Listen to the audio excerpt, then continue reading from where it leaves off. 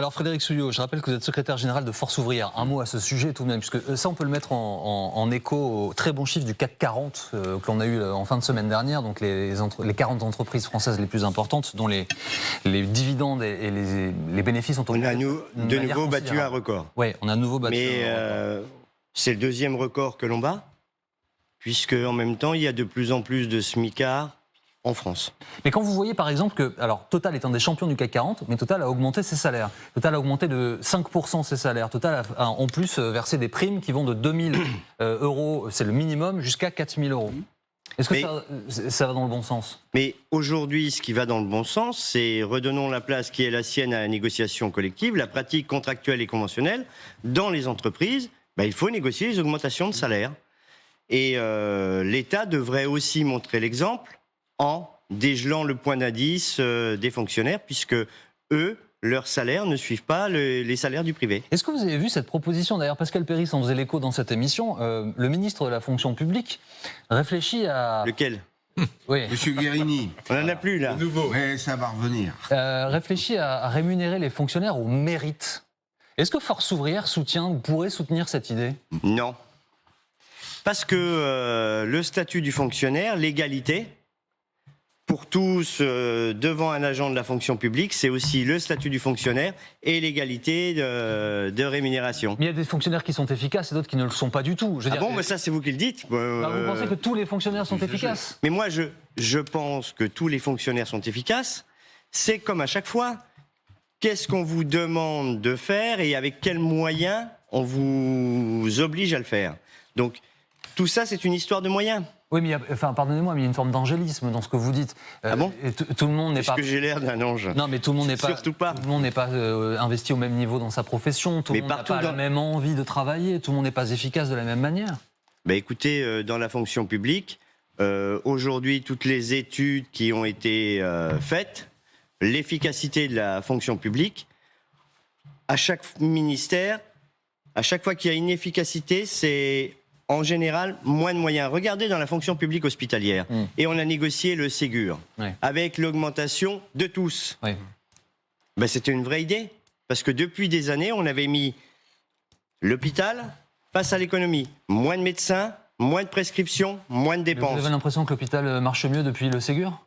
Ah mais, après ça, c'était redonner aux travailleurs de l'hôpital des revenus, mais les deux autres volets du Ségur n'ont jamais été vus, et on a eu une, je ne sais pas comment on va dire ça, une cascade de ministres de la Santé ces dernières semaines, ces derniers mois. Monsieur Souillot, vous devez, alors je ne sais pas bien comment il faut le dire, rencontrer le Premier ministre. Alors, le premier rendez-vous de Gabriel Attal d'un point de vue syndical, c'est la CFDT, syndicat dit réformiste, premier syndicat de France. Oui. Et vous alors? Alors, moi j'ai mon rendez-vous vendredi matin, 10h30. C'est confirmé? Et c'est confirmé par mail hier soir. Donc après, on donne l'ordre de la représentativité pour les rencontres officielles, donc la CFDT, la CGT, et ce sera Force Ouvrière. Qu'est-ce que vous allez dire à Gabriel Attal?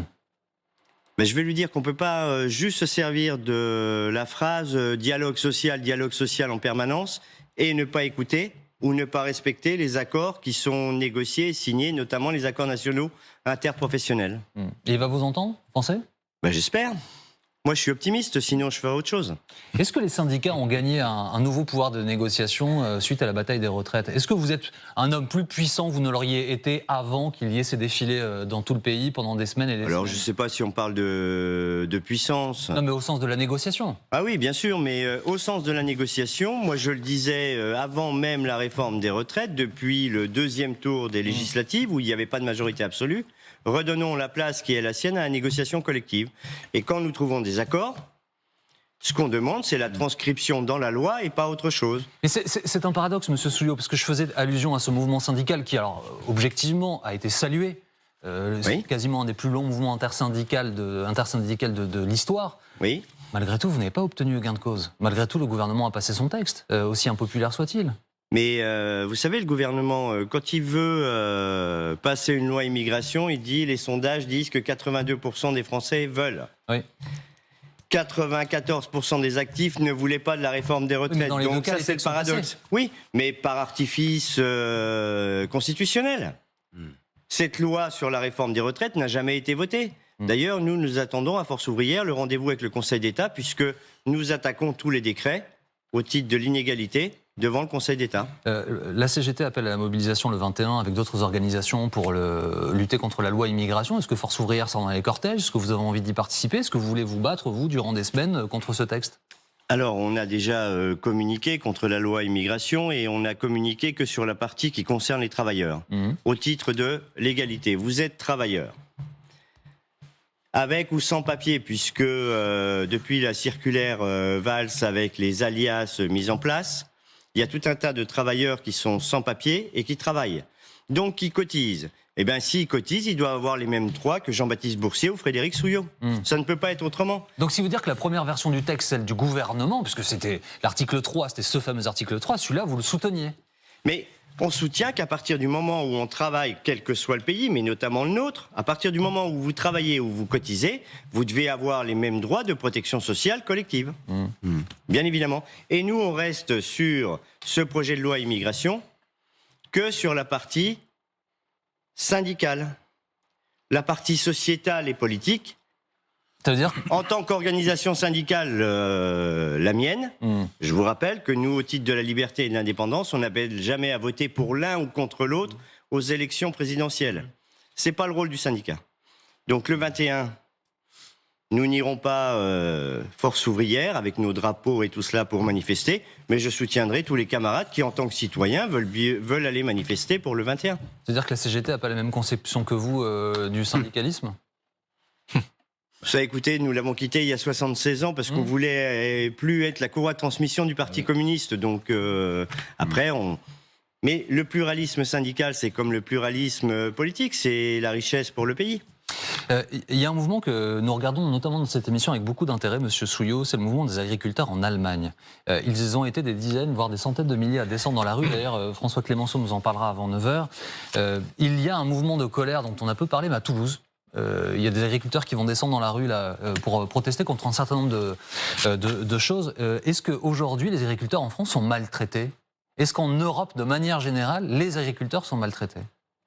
Alors, sur les agriculteurs, il faudrait plus que vous interrogiez la FNSEA. Mais nous, pour tous les travailleurs qui sont dans l'agriculture, les revenus et du coup sont pas très élevés. Du coup, les salaires ne suivent pas.